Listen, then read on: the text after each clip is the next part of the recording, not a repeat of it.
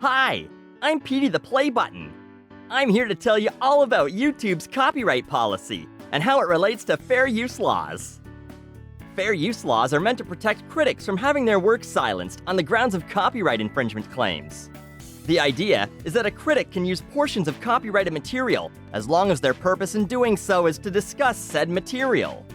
YouTube takes this very seriously by providing no real customer support in the event of a company issuing a false takedown notice.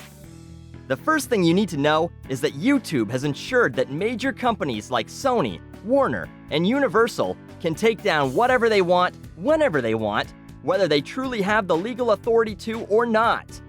This is because YouTube is like a snobby stripper at a gentleman's club, paying attention to whoever waves the most money in her face at any given time.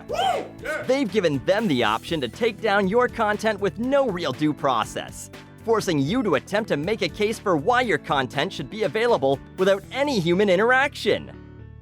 Is there anything a person can do if they get a copyright strike? Of course! YouTube has given you 3 equally useless options.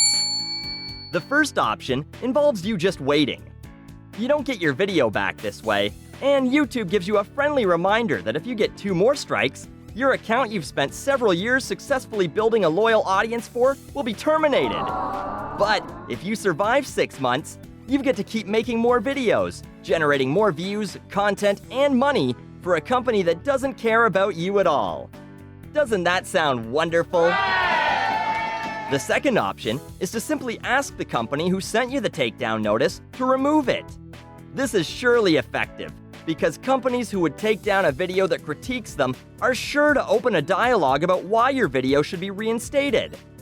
In this example, the IFPI, a company representing many record labels, claims in a response to Buckley of A Dose of Buckley that we did not misidentify the content.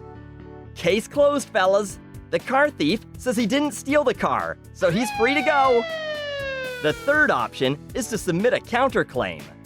In this option, you get 250 characters, roughly the size of a tweet and a half, to make your case for why a video legally should be considered fair use, and therefore reinstated.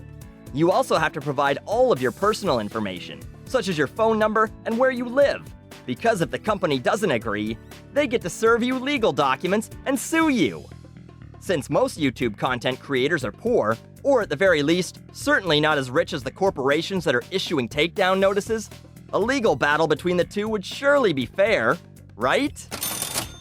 But Petey, what about the fair use protection policy?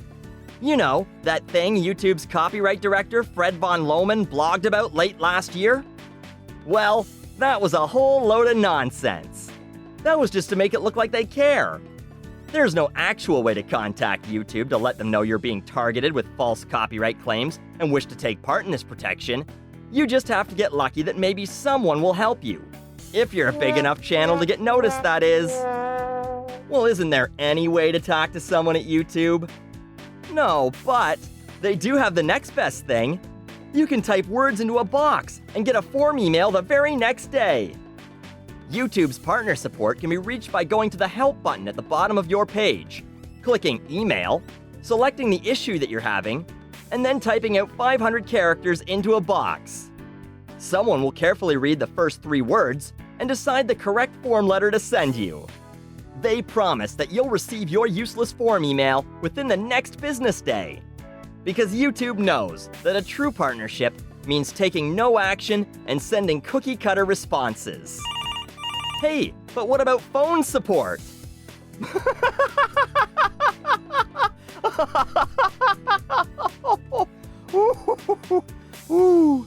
Phone support? Oh man, that's hilarious! Only companies like eBay, PayPal, major telecommunications companies, banks, airlines, online retailers, fast food restaurants, insurance companies, and government agencies have phone support. Google doesn't have time for that.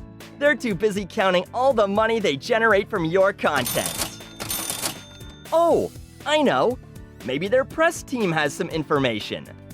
Well, here's the email Buckley got after sending 2 requests for information about YouTube's policy on fair use and false takedowns. Is this for a story you're working on? Oops, Looks like someone on the press team doesn't know the difference between your and you are. Durr. English are hard. This inspires all sorts of confidence that Google is only hiring the best and brightest to work for them. So, I hope you've learned a little something today about fair use and what YouTube is doing to help protect channels from abuse from major corporations. What?